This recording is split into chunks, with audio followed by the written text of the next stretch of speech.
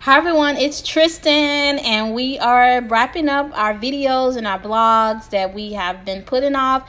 But this one is regarding the Dream It, Believe It, Achieve It book tour, which was in Seattle, which was last weekend, and it was phenomenal. Thank you, Tan, so much for your family, for your support, for putting this everything organized. Thank you so much. I'm so grateful and thankful. Seattle was nice. Thank you to the ladies. Everything went well in Seattle. The second stop of the book tour was awesome. Never give up on yourself. Never give up on your dreams. Keep pushing. Keep promoting. Start small and watch yourself grow and evolve. You don't have to start off, jump off the ledge. Start small. Believe in yourself. Believe in your brand, no matter what it is. Start small. The Believe It, Dream It, Achieve It book tour was awesome. Thank you to Damon for all of the pictures and staying with me through the whole weekend. It was tiring, it was a grind, but it was a success, and everybody was very receptive, and we will be back in 2020. I can't say it enough. Thank you. It was a success. Thank you, Miss Janice. Thank you to Miss Wilkinson for a successful book tour.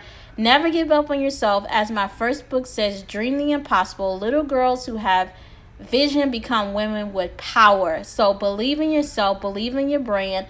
The second stop was a success. Thank you so much to everybody that had a say in it.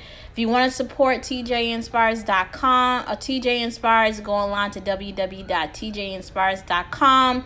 If you want to purchase a book, you want to, see what our next stop will be, please go online to www.tjinspires.com. It was a success. You don't need to have a lot to invest in yourself. Launch it, get out there and do the work. Thank you, Tan, so much. It was a success. Everybody was very receptive. It was nice. And make sure you go online and read the blog. Never give up on yourself. The Dream It, Believe It, Achieve It tour is live. Stay tuned to our next stop. Thank you so much. www.tjinspires.com.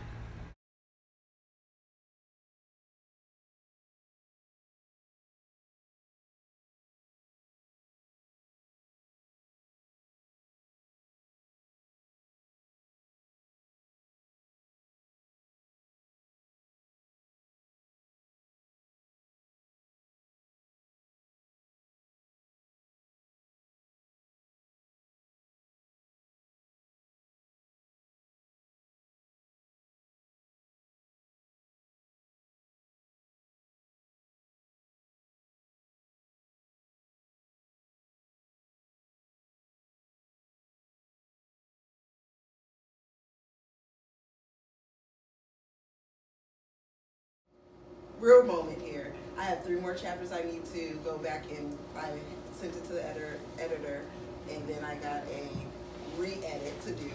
Finished all the way up to the last 3 chapters, and now a real moment. I'm afraid to finish those last 3 chapters. Why? Because I just want it to be a success, and I just feel like telling my story and being so open about the things that I've gone through. I know that it's a testimony, and I know it's going to touch on a lot of people, but I don't want to be judged.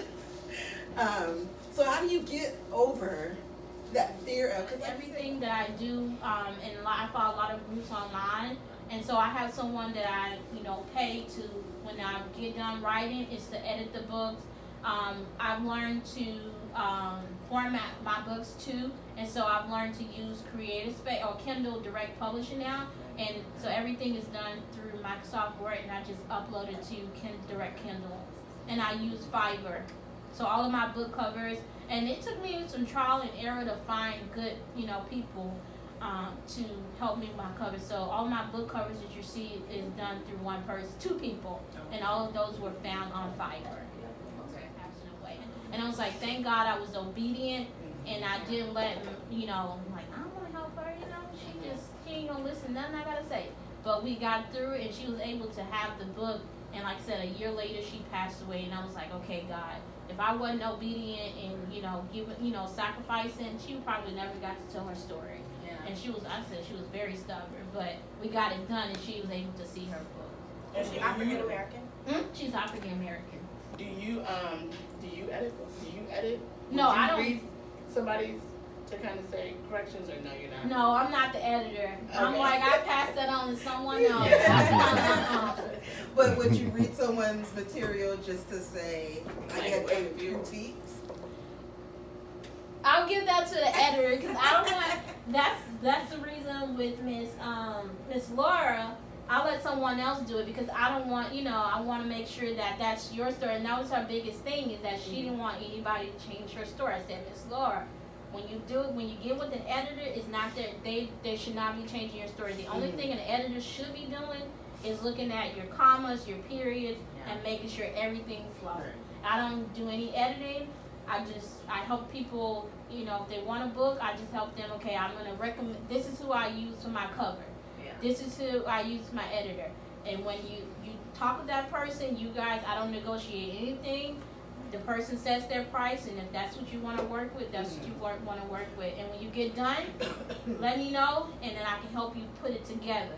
But as far as the editing, rearranging, I can even help you with the formatting. So there's, when you usually do out what my target audience is. So it doesn't matter when you're doing business showcase, you pay $100, $50. If your target audience is not there, then you're wasting your time. So you have to find out, go meet the people where they are. And you don't have to run to every vendor showcase because, again, not all of them are going to be your target audience.